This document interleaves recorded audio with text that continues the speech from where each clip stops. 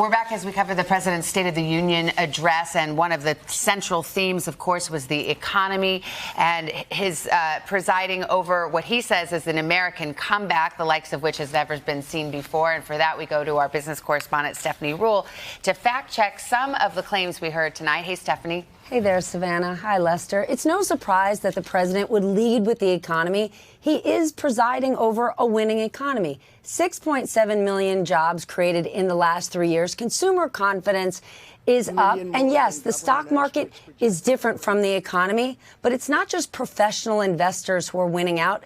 Ordinary Americans have pensions and retirement accounts, and the stock market is at record highs. So in 2019, when the stock market was up 29%, there's lots of Americans who have benefited.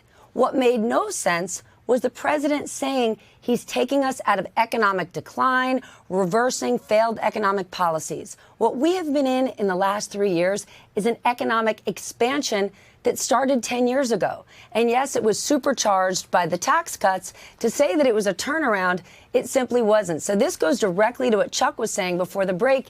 It's sort of poking the Democrats in the eye, knowing they're a flutter fact-checking on Twitter, when to the American people, remember, the State of the Union is a presentation, not a debate, and he can present a strong economy. And we saw a State of the Union that was also a bit of a show as well. Stephanie Ruhle, our business correspondent, thank you. Hey, NBC News viewers, thanks for checking out our YouTube channel. Subscribe by clicking on that button down here and click on any of the videos over here to watch the latest interviews, show highlights, and digital exclusives. Thanks for watching.